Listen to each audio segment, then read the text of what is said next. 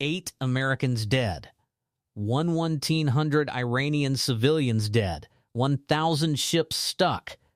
Can't move. Strait of Hormuz closed. Oil approaching $100 a barrel. And Trump's plan to fix it? His people called London and asked how insurance works. They did not know. They had to ask.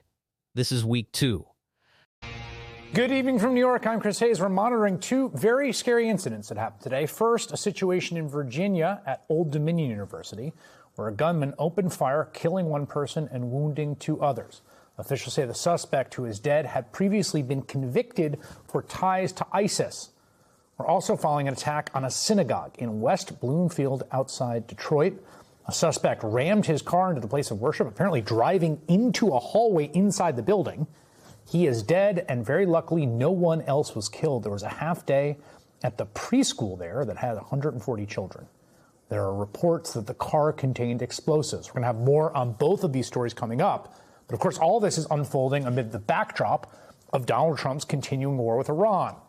As of tonight, 8 American service members have died. Dozens have been injured. In fact, tonight, CENTCOM is reporting the loss of an American refueling plane in Iraq. They say not from hostile fire or friendly fire, but honestly, we don't know, because the war is now being fought in over a dozen countries, including Iraq.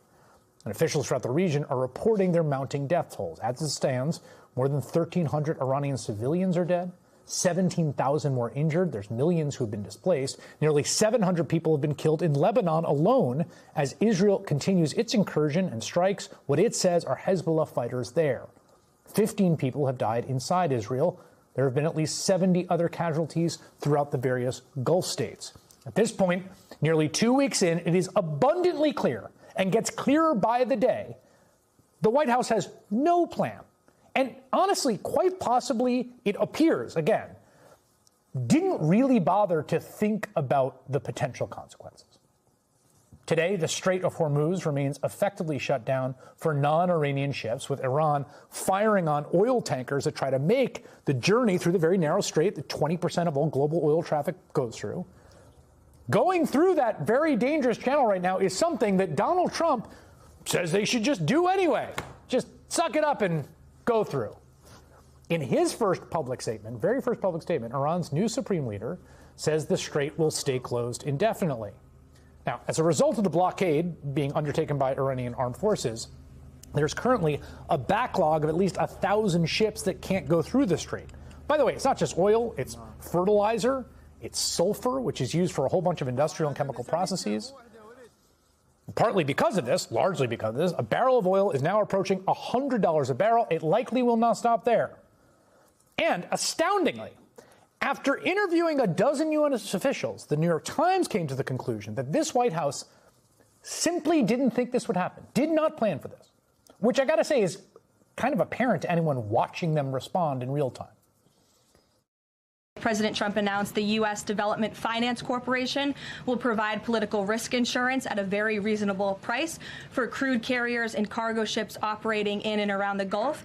And as you pointed out, Jackie, the president said if necessary and when appropriate, the U.S. Navy will begin escorting tankers through the Strait of Hormuz. Okay, think about the timeline here, right? February 28th is when the war starts. On Saturday, that was March 4th, so 4 days later, 4 or 5 days later. They're saying, oh, we got a plan. Once they start to see that, oh, this might be a problem, we're going to provide political risk insurance and we're going to escort ships. So let's start with the first part of that proposal. Trump's proposal for the U.S. government to offer insurance to tankers going through the Strait of Hormuz. It's apparently going to be run by that government agency she mentioned, the U.S. International Development Finance Corporation. It's going to cost $20 billion.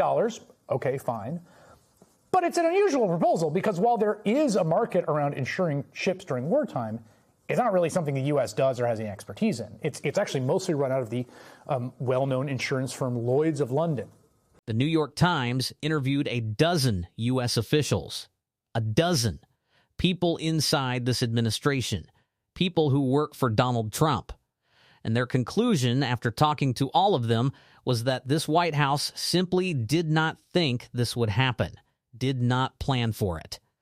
The Strait of Hormuz, through which 20% of all global oil traffic flows, which every military planner, every foreign policy expert, every contingency document about a war with Iran has flagged as the single most obvious Iranian response to an attack.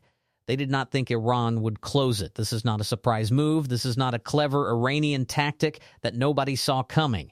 This is the most predictable thing that could possibly happen when you go to war with Iran. It is page one of every war game ever run about this scenario. And the White House did not plan for it. Now, 1,000 ships are sitting in a backlog. Oil is approaching $100 a barrel. It is not just oil either. Fertilizer, sulfur, industrial chemicals, all of it flowing through that strait. All of it stuck. And Iran's new supreme leader, in his very first public statement, said the strait will stay closed indefinitely. Indefinitely. And Trump's response to a crisis his own people admit they did not plan for? Two plans, both disasters.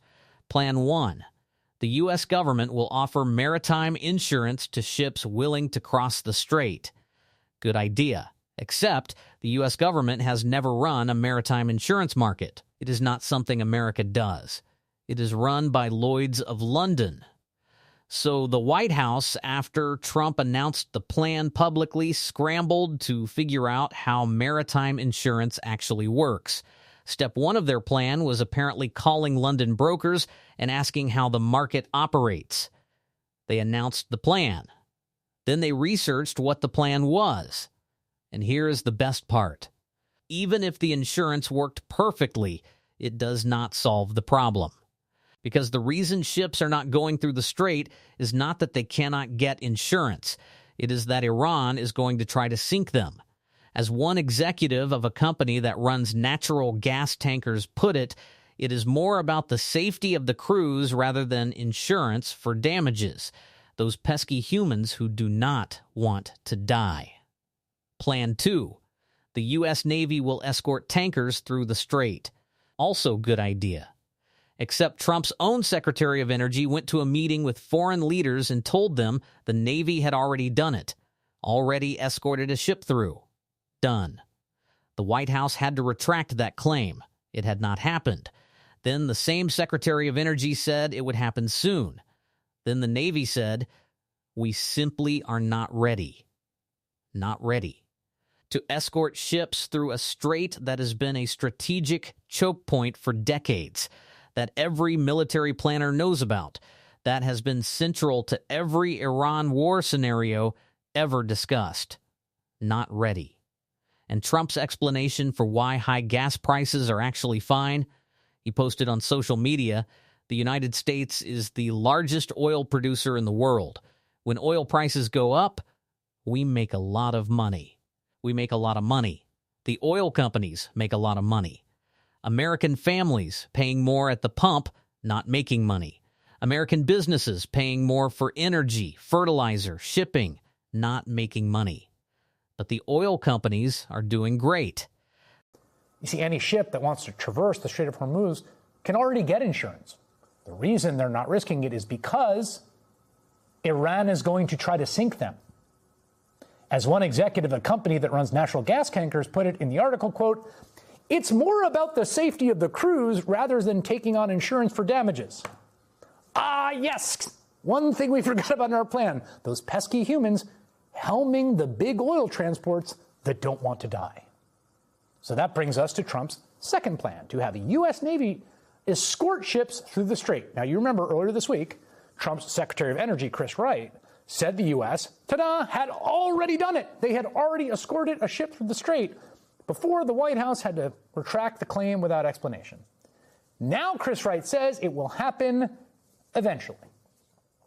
People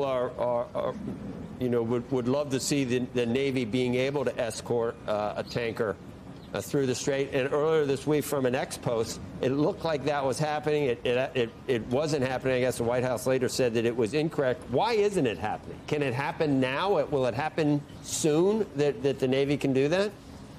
It'll happen relatively soon, but it can't happen now. We're simply not ready.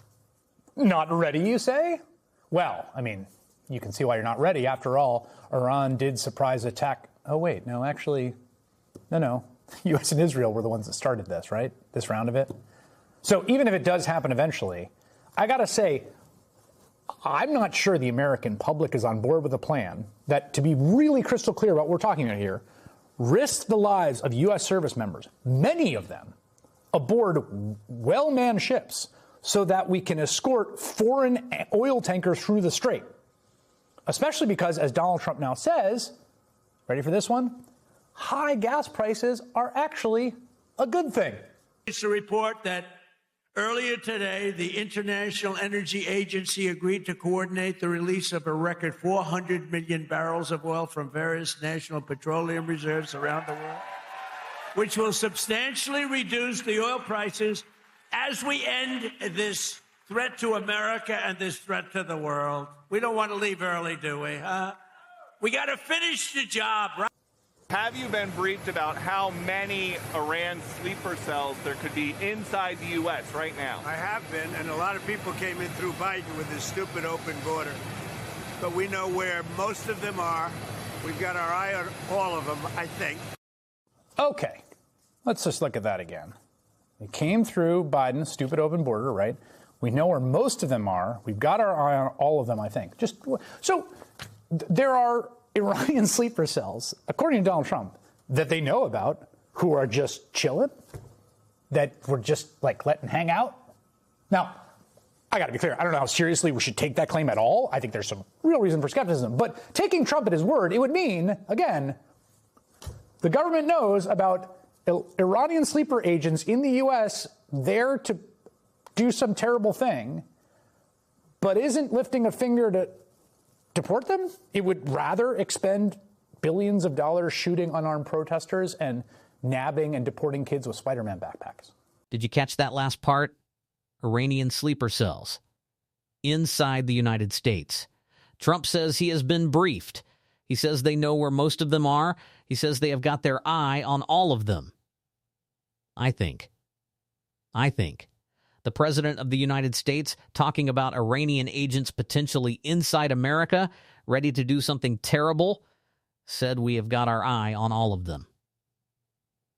I think that is the commander-in-chief's level of certainty about a domestic terror threat during an active war with Iran. I think. And if you take him at his word, if there really are Iranian sleeper cells inside the United States that the government knows about, then why are they just sitting there? Why has no action been taken? Why is this administration spending billions of dollars rounding up kids with Spider-Man backpacks and shooting unarmed protesters in Minneapolis, but Iranian sleeper agents are just chilling? Either the sleeper cells are real and the government is not acting on them, which is a national security catastrophe, or Trump is making it up on the spot, which tells you everything about how he is running this war. Both options are disqualifying. Now let me put the full picture together for you. 8 Americans dead. 1,900 Iranian civilians dead. The Strait of Hormuz closed indefinitely. 1,000 ships in a backlog. Oil approaching $100 a barrel. The global economy taking hits that will take months to reverse even if the war ended tomorrow. A maritime insurance plan announced before anyone figured out how maritime insurance works. A Navy escort plan announced before the Navy was ready. A strategic reserves release that the Energy Secretary opposed, then supported within 2 hours. A war that is won, and also just beginning. It is both. At the same time, and Iranian sleeper cells that they know about, I think. This is week 2. The New York Times talked to a dozen people inside this administration. Their conclusion, the White House simply did not think this would happen. A former deputy national security advisor said this week, all of this was predictable. He sat in contingency meetings about a war with Iran over a decade ago. Every single thing happening right now was anticipated in those meetings. They knew. The plans existed. The contingency documents existed.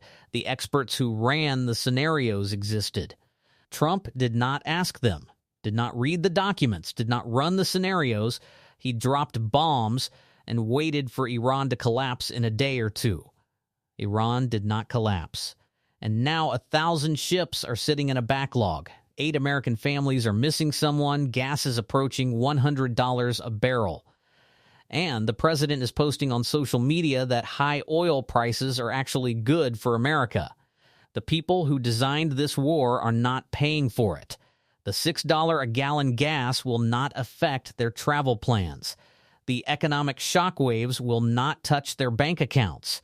The American families sending children into this war, they are paying for it. The workers whose costs are rising because fertilizer and chemicals are stuck on ships that cannot move, they are paying for it. The countries whose entire energy supply flows through a strait that is now closed indefinitely, they are paying for it. And the man responsible is calling it a win at a Kentucky rally. Share this video, because the people paying for this war deserve to know the full picture. Subscribe, new video every week. Drop a comment. Do you think the Strait of Hormuz gets reopened before the midterms? Because right now, everything suggests it will not.